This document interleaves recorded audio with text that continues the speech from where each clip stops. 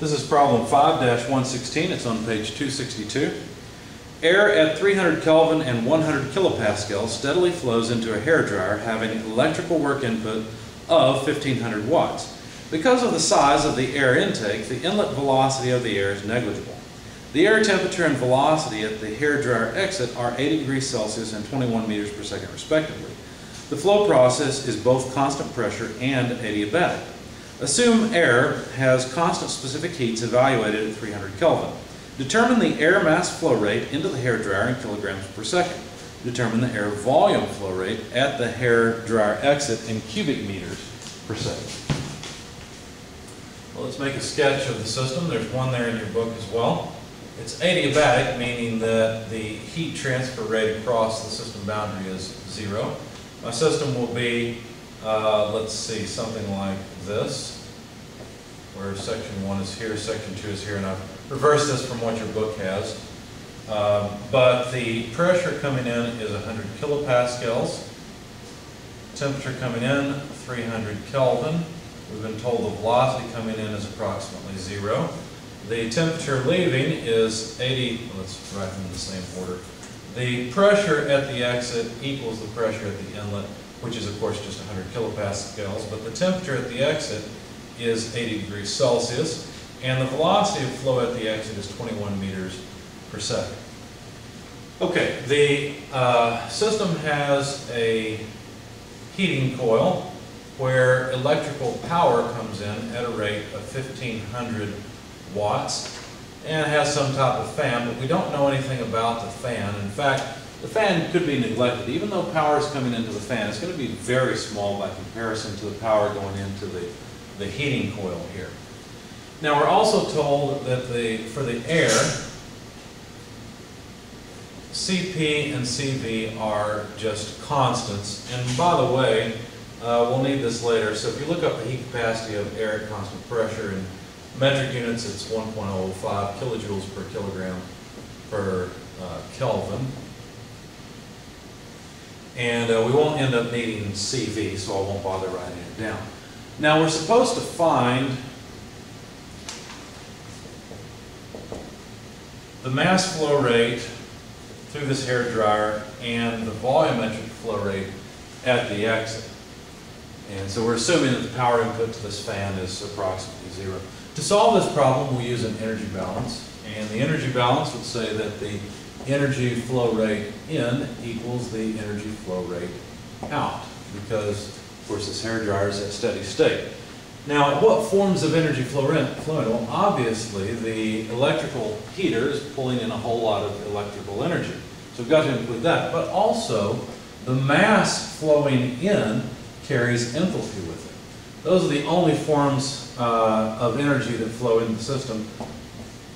But the exiting stream is going to carry enthalpy out, which is flow energy and thermal energy, but it will also carry kinetic energy. Okay, because we know the velocity of flow here. Now, I would really expect this kinetic energy to be negligible by comparison to the flow and thermal energy, but let's go ahead and find out. First things first, we'll calculate or we'll solve for the mass flow rate. And so the mass flow rate would be, let's see, well, let me do it in a few steps so this is not so hard to follow. The power in equals the mass flow rate multiplied by H2 less H1 plus V2 squared over 2. All I did was move this term to the other side, factor out the mass flow rate. And then we can say this is mass flow rate times heat capacity times T2 less T1 plus V2 squared over 2. And so the mass flow rate then is the electrical power divided by Cp T2 less T1 plus V2 squared over 2. Okay, so now we should be able to just plug in numbers and solve this thing. The electrical power input is 1500 watts, so that's joules per second. Let's make it, let's do this. It's 1.5 kilojoules per second. Okay, that's the energy flow rate in, the electrical power in. Divided by 1.005 kilojoules per kilogram per Kelvin.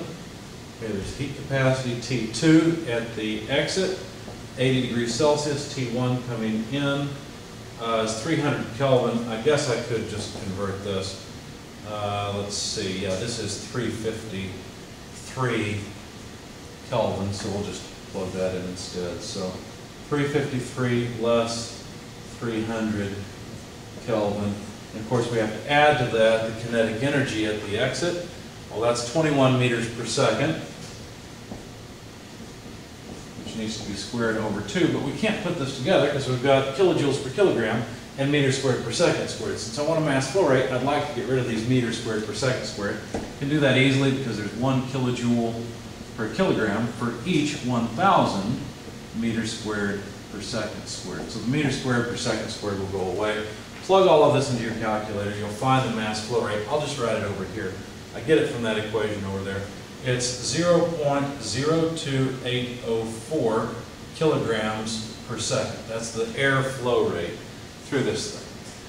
Okay, well, we've used up the energy balance, but we still need to find the volumetric flow rate. So let's try the mass balance and see if that will help us. Okay, so the mass flow rate at the exit we could write as density of flow times volumetric flow rate. Well, that's good because we've got the mass flow rate. We can probably get at the density, right? Because this is air, we know its pressure and temperature. So couldn't we get at its specific volume? In fact, we could. This would simply be the volumetric flow rate at the exit over the specific volume at the exit. But from the ideal gas law, PV equals MRT suggests that volume per mass, which is specific volume, would be RT over P. Okay, so all we have to do, if we want the specific volume, let's see, at state 2, then we could get it as RT2 over P2. But this is just volumetric flow rate at the, well actually, wait a second. We want to solve for the volumetric flow rate at the exit. That's what was asked for, so let's do that. Volume flow rate at the exit then, leaving this on its, where it's at and moving this to the other side. Mass flow rate at 2, RT2 over P2. There we go. Notice this looks a lot like the ideal gas law, right? PV equals MRT. It's just a rate form of it is all it really is. Okay, so mass flow rate at the exit is the same as the mass flow rate at the entrance, and it's same throughout. So 0.02804 kilograms. You know what, I'm going to run out of space. Let me move to the next line. So 0.02804 kilograms per second, that's the mass flow rate, multiplied by the gas constant for air, 0.287 kilojoules per kilogram per Kelvin, multiplied by the temperature at the exit, which is 353 Kelvin. Be careful. Do not try to use 80 degrees Celsius here. It won't work. We've invoked the ideal gas law, and so this temperature has to be in absolute units. Now, divided by the pressure at the exit, that's the same as the pressure at the entrance, 100 kilopascals. Let's look at the units, see what we've got.